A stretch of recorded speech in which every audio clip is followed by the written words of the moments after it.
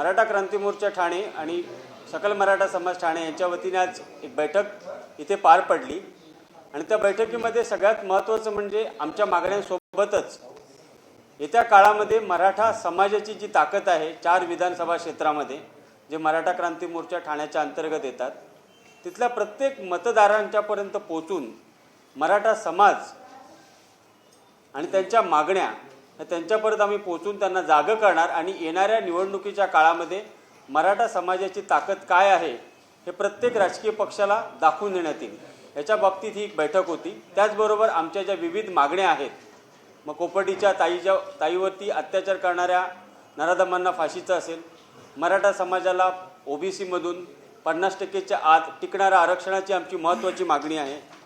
त्याचप्रमाणे जातीनिहाय जनगणना होण्यात यावी, ओबीसीचं जे फुगीर आरक्षण आहे त्याचा फेर सर्वेक्षण करण्यात यावं या बाबतीत, त्याचप्रमाणे सारथी संस्थेचं ठाण्यामध्ये एक कार्यालय उघडण्यात यावं, त्याची व्याप्ती वाढवण्यात यावी या बाबतीमध्ये ही बैठक होती।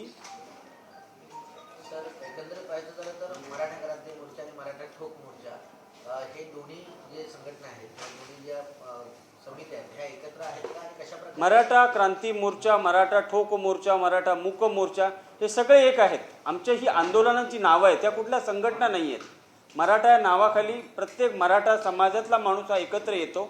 मग आधी आमच्या ज्या मोर्चा होता तो मूक मोर्चा होता। ज्यावेळी ठोक मोर्चा चालू झाला पुण्याच्या पहिल्या बैठकीला मी आणि युवराज सूर्यवंशी होतो, ज्याचं पहिलं आंदोलन जे परळीमध्ये झालं त्याच्यामध्ये युवराज सूर्यवंशी तिथे हजर होते। त्यामुळे ही आंदोलनाची नावं आहेत, ह्या वेगळ्या संघटना नाहीत। मराठा क्रांती मोर्चा आणि मराठा हे सगळे एक आहेत। आगामी विधानसभा लक्षात घेता आपण उमेदवार काही देणार आहात का? जरांगेंनी ज्याप्रमाणे सांगितलेलं आहे मी 288 जागांवरती उमेदवार, त्याची काही चाचपणी या ठाणे शहरामध्ये झालेली आहे? ठाणे शहरामध्ये मतदारांची चाचपणी झालेली आहे। 288 ठिकाणी आम्ही उमेदवार उभे करू शकत नाही, कारण फक्त खुल्या जागेतच आमचे उमेदवार उभे राहतील। आम्हाला मराठा म्हणून लढायचं आहे। त्यामुळे येत्या निवडणुकीमध्ये ज्या खुल्या जागा आहेत, ज्या ठिकाणी आमच्या समाजाच्या मागण्यांची जाण नसलेला उमेदवार जर उभा असेल तर मराठा समाज त्याच्या विरोधामध्ये आपला उमेदवार देणार। तुम्ही जर ठाणे विधानसभा क्षेत्रात त्यांच्यासमोर देखील तुम्ही उमेदवार देणार, वेळ आली तर आम्ही नक्कीच आमचा मराठा उमेदवार उभे करणार, कारण ह्या मतदारसंघामध्ये आमची जी मतदारांची संख्या ती 1,35,000 आहे। 3.5 लाखामधली 1,35,000 मतं आमची आहेत आणि गेल्या मागच्या कालखंडात तुम्ही जर बघितलं तर राजकीय नेत्यांनी आमच्या तोंडाला पानच पुसलेली आहेत। त्यामुळे ह्या येत्या निवडणुकीमध्ये आम्ही त्यांना नक्कीच याचा समोपचार देऊ। आमचा कुठल्याही एकाही व्यक्तीला विरोध नाही किंवा कोणत्याही राजकीय पक्षाला विरोध नाही आहे। आम्ही मराठा समाज आम्ही आमच्या 8 मागण्या तयार केलेल्या आहेत आणि त्या मागण्यांसाठी आम्ही अनेक वर्ष ठाण्यामध्ये सुद्धा तुम्ही पत्रकार बांधवांना माहिती आहे की अनेक प्रकारची आम्ही आंदोलनं केलेली आहेत आणि सगळ्या राजकीय पक्षांनी आमच्या आंदोलनाला पाण्यात पुसलेली आहे। तर त्याच अनुषंगाने आता लोकशाहीतला सर्वात मोठा उत्सव असतो तो निवडणुका आणि त्याच्यामध्ये मतदार हा राजा असतो आणि त्या मतदार राजाच्या अनुषंगाने ठाण्यामध्ये जे 4 विधानसभा क्षेत्र आहे त्या 4ही विधानसभा क्षेत्रामध्ये मराठ्यांची जी मताची जी टक्केवारी आहे, मराठा समाजाच्या मताची जी टक्केवारी आहे ती लगभग 35, 40, 45%। मग एवढ्या मोठ्या ताकदीने मराठा समाज हा प्रत्येक विधानसभा क्षेत्रात आहे आणि जरी राजकीय पक्ष जर समाजाची दखल घेणार नसतील आणि घेतली नाही आतापर्यंत तर त्याच अनुषंगाने आम्ही मराठा समाजातील मतदाराला जागरूक करून येत्या निवडणुकीमध्ये आम्ही मराठा पॅटर्न राबवणार आहोत। चौकात तुम्ही जनजागृती अभियान राबवणार, ते अभियान कसं असणार? ते आता आमचं आता गेली अनेक वर्ष 2015-16 पासून ठाणे मराठा क्रांती मोर्चा हा 7 ते 8 वर्ष विविध आंदोलनाच्या माध्यमातून एकत्र आहात।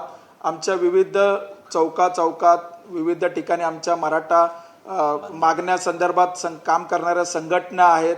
आमची ठाणे मराठा क्रांती मोर्चा ही मदर बॉडी आहे। तर ह्या संस्थेच्या ठाणे मराठा क्रांती मोर्चाच्या माध्यमातून विविध भागात आम्ही ऑलरेडी गेलेलो आहोत आणि आम्ही एक पूर्ण विधानसभा निहाय आम्ही मतांची टक्केवारी काढलेली आहे। आमचा पूर्ण अभ्यास झालेला आहे आणि आता आम्ही फक्त मतदारांना जागरूक करणार आहोत, समाजाला जागरूक करणार आहोत की एवढ्या मोठ्या आपण ताकदीने आहोत तर आपल्या मागण्याचा विचार करणारा आणि आपल्या मागण्यांचा जोर लावून धरणारा आमदार विधानसभेत जायला हवा। या अनुषंगाने आम्ही लोकांमध्ये जनजागृती करणार आहोत। रमेश आमरेला जिम्मेदारी दिली होती मराठा समाजाची, ते या ठिकाणी नाहीत. तसंच मराठा रमेश आमरेंना मराठा समाजाची कुठली जबाबदारी दिलेली नाही. रमेश आमरे हे मराठा आहेत आणि ते मराठा म्हणूनच याच्यामध्ये काम करतात. जबाबदारी प्रत्येकजण आपल्या इच्छेने उचलतो, मग ती आर्थिक असेल, सामाजिक असेल किंवा कुठली असेल. रमेश आमरे हे आमचे 2016 पासूनचे समन्वयक आहेत. त्यांचा पक्ष कुठला आहे त्याचा प्रश्न नाही आहे, पण ते मराठा आहेत आणि मराठ्यांच्या प्रश्नासाठी ते 24 तास अवेलेबल असतात. त्यात त्यांचा नवरात्रीचा कार्यक्रम असल्यामुळे ते आज येऊ शकले नाही.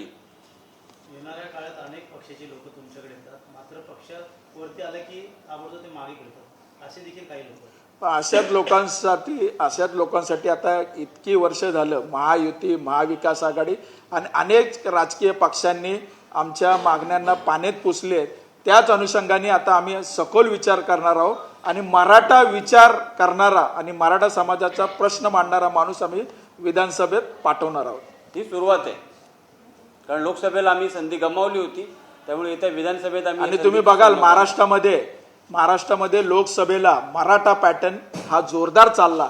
ग्रामीण भागामध्ये मराठा समाजाने आपली ताकद मोठ्या संख्येने लोकसभेत दाखवली. तीच ताकद आता आम्ही या शहरी भागात पण जनजागृती करून मराठा पॅटर्न येत्या विधानसभा निवडणुकीत तुम्हाला बघायला मिळेल. गावबंदी जशी केली होती तशी पुन्हा या ठिकाणी बंदी नाही, आम्ही आता शहरी भागात तसं होणार नाहीये. शहरी भागात काय? आणि बघा आता आम्ही आता कोणतं आंदोलन करणार नाही. शहरी भागामध्ये सगळ्यात महत्त्वाचं ते म्हणजे प्रसार आणि प्रचार. म्हणजे आम्हाला आमच्या प्रत्येक माणसापर्यंत पोचायचं आहे, त्याला जागा करायचं आहे, एवढंच आमचं काम आहे.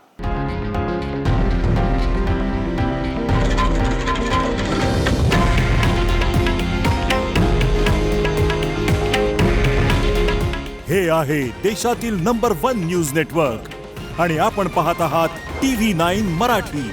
काळजी तुमची, हित महाराष्ट्राचं.